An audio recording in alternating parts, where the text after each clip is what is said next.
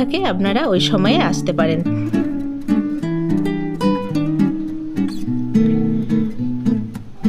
এখানে রয়েছে মনোরম ধোঁয়াধার জলপ্রপাত এবং মার্বেল রকস।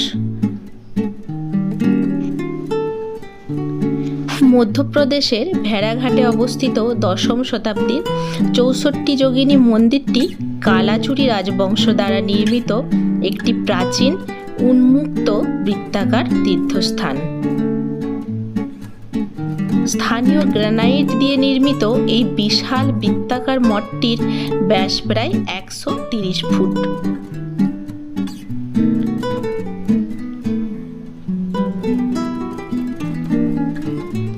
নর্মদা নদীর দিকে মুখ করে একটি পাহাড়ের চূড়ায় অবস্থিত এই অনন্য মন্দিরটিতে যোগিনীদের উদ্দেশ্যে উৎসর্গীকৃত 81টি উপাসনালয় রয়েছে।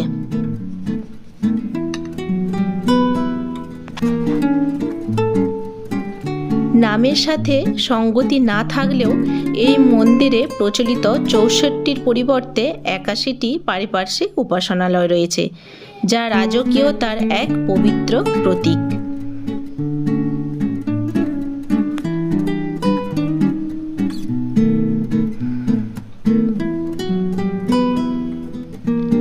ঐতিহাসিক আক্রমণগুলোর সময় কুলুঙ্গিগুলোর ভেতরে থাকা অনেক চমৎকার পাথরের মূর্তি বিকৃত করা হয়েছিল বা সেগুলোর শিরচ্ছেদ করা হয়েছিল।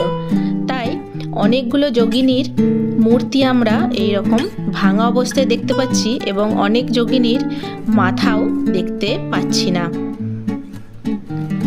এই বৃত্তাকার মঠটির কেন্দ্রে বা মাঝে রয়েছে একটি শিব ও পার্বতীর মূর্তির মন্দির। শিব ও পার্বতী নন্দী মহারাজের ওপরে অবস্থানরত রয়েছে এবং এর ভেতরে প্রবেশ করতে পেরেছিলাম, কিন্তু এর ভেতরটাই ক্যামেরা করা অ্যালাউ ছিল না।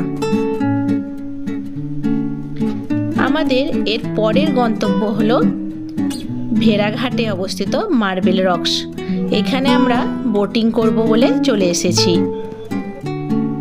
ভেড়াঘাটের মার্বেল রকসে বোটিংয়ের জন্য দুটি প্রধান বিকল্প রয়েছে। একটি হচ্ছে শেয়ার করা বোট আর অপরটি হচ্ছে প্রাইভেট বা রিজার্ভ করা বোট। শেয়ার করা বোটে 30 থেকে 45 মিনিটের যাত্রার জন্য জনপ্রতি খরচ প্রায় 100 থেকে 150 টাকা।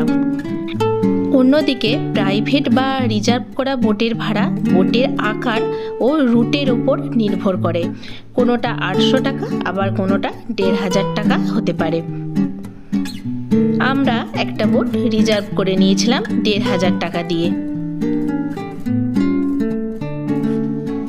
যদি আপনি 800 টাকার সাধারণ ব্যক্তিগত নৌকো নেন, তবে কালো ও বাদামি মার্বেলের শিলা দেখতে পাবেন। উজ্জ্বল সাদা মার্বেলের গঠনগুলো দেখার জন্য আপনাকে গিরিখাতে আরও গভীরে যেতে হবে, যার জন্য অতিরিক্ত 500 টাকা খরচ হতে পারে। এই মার্বেল রকসে বোটিংয়ের সেরা সময় হলো খুব সকালে বা শেষ বিকেলে। এই সময়টাতে ছবি তোলার জন্য একদম আদর্শ। দুপুরের গরম এড়িয়ে যাওয়াই ভালো। দুপুরবেলা ছবিও ভালো উঠবে না সূর্যের তাপে, আর গরমও ভীষণ হয়। পূর্ণিমার রাতে গভীর রাত পর্যন্ত নৌকো বিহারের সুযোগ থাকে, যেখান থেকে আলো ঝলমলে মার্বেল গিরিখাতের এক অসাধারণ দৃশ্য উপভোগ করা যায়। তবে এখানে বর্ষাকালে, মানে সাধারণত 15ই জুন থেকে 15ই অক্টোবর পর্যন্ত, যখন জলস্তর বেশি থাকে এবং এই পাথরগুলো সব ডুবে যায়, তখন নৌকা বিহার সম্পূর্ণভাবে বন্ধ থাকে। তাই আপনারা জব্বলপুর যখন আসবেন বর্ষাকালটা এড়িয়ে যাবেন। বর্ষাকালে আসলে অনেক কিছু এখানে মিস করে যাবেন। এখানে এই বোটিংটাও করা যাবে না, আর অনেক জঙ্গল সাফারিও করতে পারবেন না।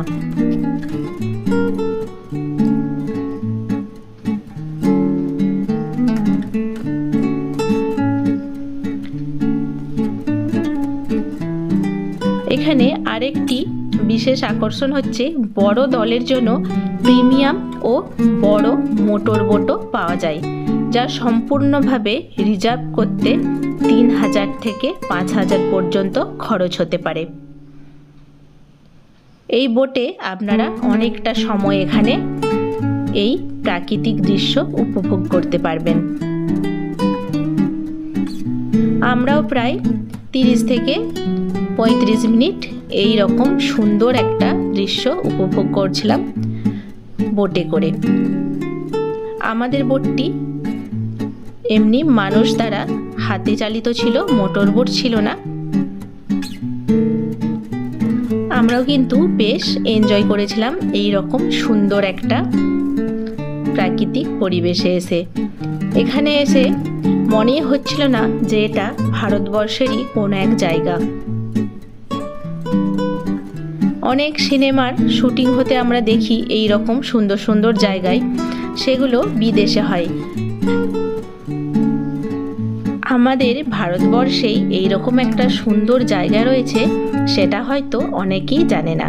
তাই আপনাদের সাথে এই এক ভিডিওটা শেয়ার করে আপনাদেরকে জানার সুযোগ করে দিলাম। আপনারা চাইলেই মধ্যপ্রদেশ ট্যুরে এসে জব্বলপুরের এই জায়গাটি ঘুরে যেতে পারেন।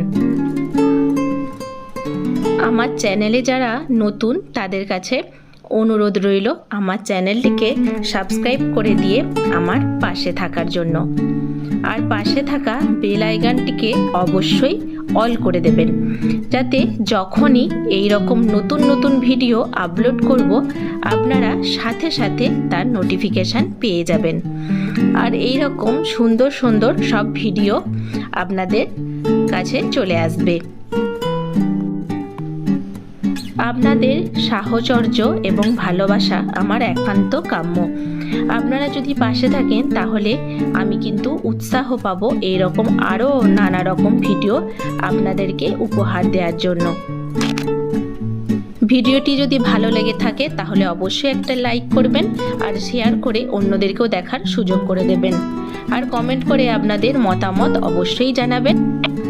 মধ্যপ্রদেশ ট্যুরের আরও অনেকগুলি ভিডিও আমি আগেই আপলোড করেছি, আপনারা আপনাদের সময় মতো সেই ভিডিওগুলো দেখতে পারেন। যদি আপনাদের কিছু উপকার হয় বা আপনাদের যদি কিছু জানার থাকে তাহলে অবশ্যই আমাকে তা কমেন্টের মাধ্যমে জানাবেন। সকলেই ভালো থাকবেন, দেখা হচ্ছে নেক্সট ভিডিওতে। বাই।